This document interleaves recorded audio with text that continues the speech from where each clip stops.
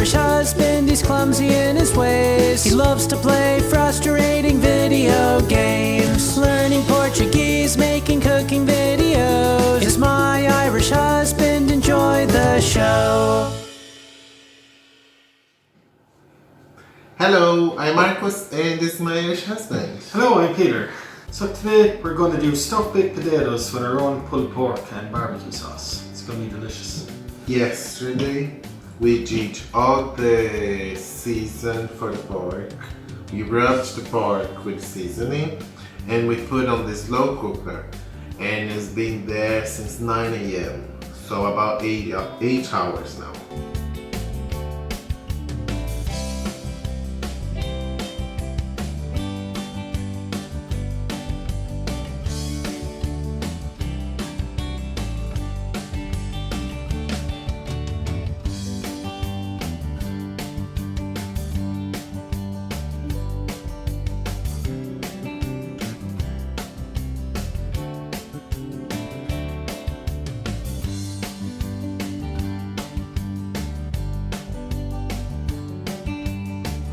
Now we're gonna do the potatoes so we can stuff with the pork later.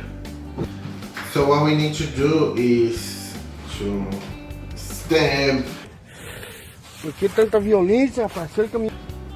all the potatoes before we put on the oven. This is so when we bake the potatoes, they're not going to explode. And we have decided to do this recipe today because I wanted to Peter to talk about the potato famine. This bit isn't bad. No, that was your cue. Right. This happened back in the 1840s.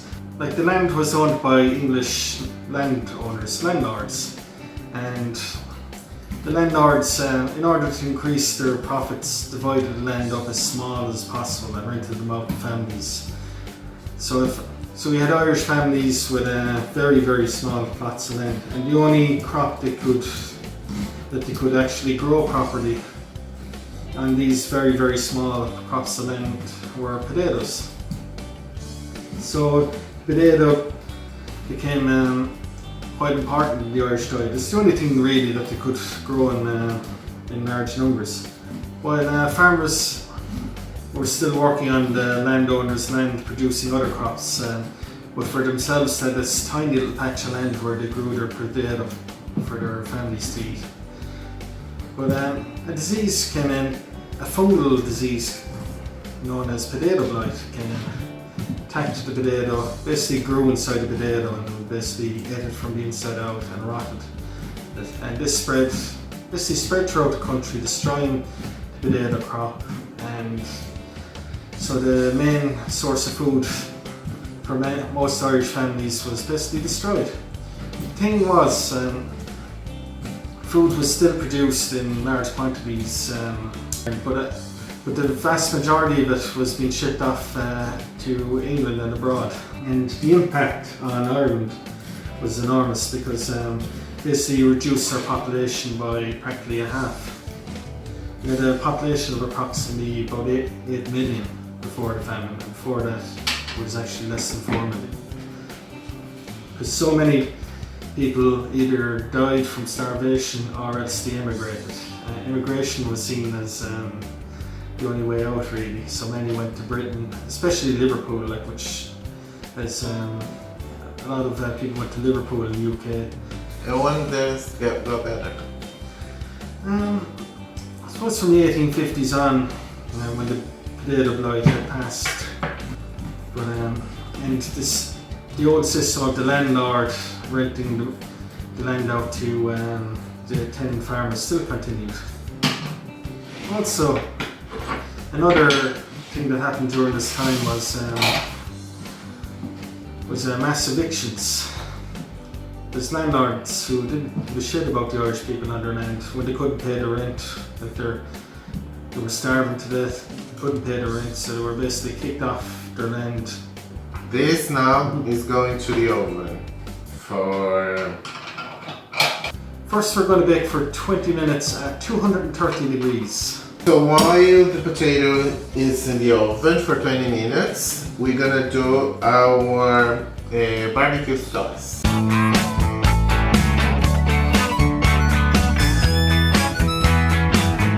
Did the Irish had any help during this time? Yes, there was some wealthy businessmen who set up workhouses. Irish businessmen. There was Irish businessmen and English businessmen. But they helped in order to just help, or they helped so they could get richer? No, a lot of them actually did help. Basically, they set up workhouses where Irish people could go. Well, I suppose it did help businessmen get richer because they had a supply of labour. But at least the Irish person, once they went to the workhouses, they were fed. When the plague just vanished? Yeah, it took well, it was about 5 years before the plague finally vanished. But the Irish society was practically changed forever. You know? This is our delicious pulled pork that's been cooked for 8.5 hours. So we're going to add it to a bowl and shred.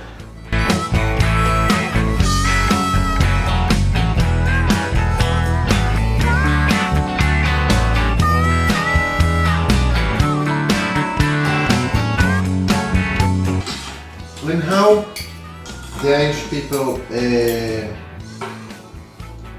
flew? Did they flew? They didn't fly. Oh no, this is back in the 1840s. So they so those who weren't working away in the workhouses, those who emigrated, they often went by ship to Britain, or a lot of the time they went off to the USA as well. So it was quite a long journey back then, if you can imagine, back in the 1840s. A lot of the time they were called coffin ships because so many people died on the journey to the USA. This ship, it's actually a replica of one of the ships that went over. It's called the Jeannie Johnson. It's actually in Dublin Bay at the moment. There's a gene which I carry called hemochromatosis gene. Because they had so little meat in their diets, Irish people basically genetically adapted in order to keep more iron in their system because of the lack of protein in their diet. Like they didn't have enough iron in their system, so the Irish gene developed a mutation so that Irish people could keep as much iron as possible in their system. And this disease is called hemochromatosis to this day. It means you have too much iron in your blood.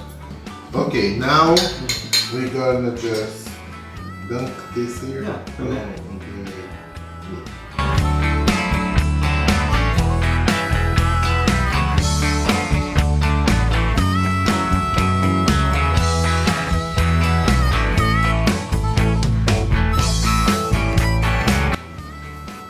Okay, now we're just gonna have to brush the potatoes with butter, and they are going back to the oven for another 20 minutes.